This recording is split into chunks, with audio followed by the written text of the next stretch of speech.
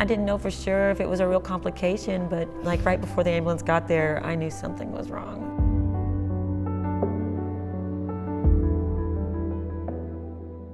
It was really scary because they had a couple of complications with Allie. She had a urinary tract infection that we could not get rid of. It had come back, and they didn't even, we weren't able to feed her for a couple of days, and then they moved her to the Woodlands to be at Texas Children's so that she could get a deeper look into her and issue. You could only take one there because the other one was fine, and they didn't want to move him. Yes. Of course, you know, hers was just more important, and it definitely needed to be looked at by a specialist.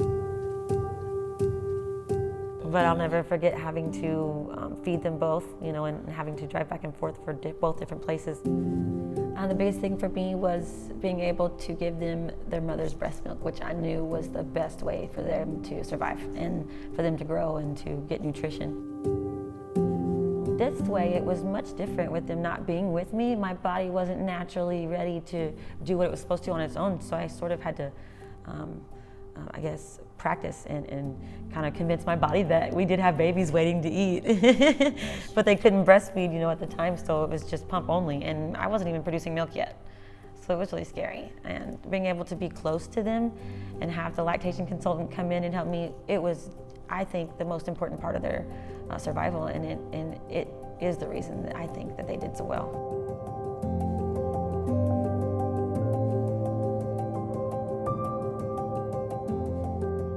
When you walked in there, you weren't in a hospital anymore. When you walked inside, you were at home. It was a home in the middle of a hospital on the NICU floor. I could come out of the room and I was 5 feet from the door to their room. They were so inviting, so prepared and helpful. I couldn't believe the generosity and the small things that really, really mattered. They had given us lunch vouchers. They brought Chick-fil-A up there and hung out with me. Yeah. They stocked the refrigerator, the bathrooms, the bedrooms. They gave us welcome gifts, baby blankets. The beds had amazing 8 pillows, comforters. Yes. It was really comfortable. Icebox was always rocking stocked. chair, anything Everything. you could possibly imagine. Everything you needed to cook with, everything you needed to eat with.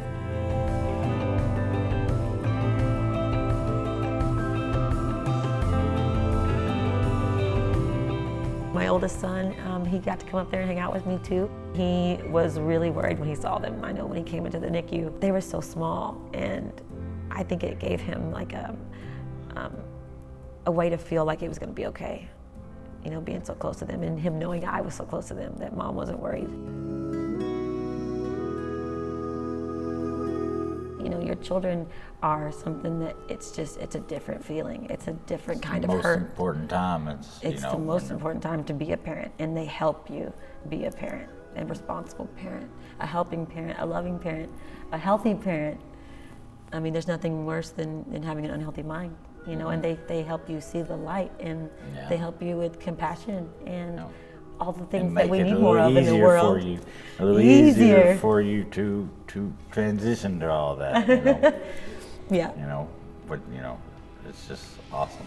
It really is. It's an awesome foundation.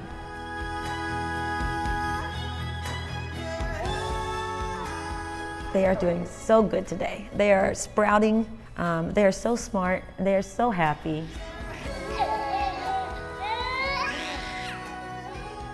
I would say it is my guardian angel. If I could sum it up, I would, mine and everyone else's. Thank you, and I hope that you guys never stop. I hope that you never stop asking people to help you help others, because I think it really changes people's lives. It changes children's lives, and that is really what matters most. Thank you for so much you have done. Yeah, you changed our lives and our babies too.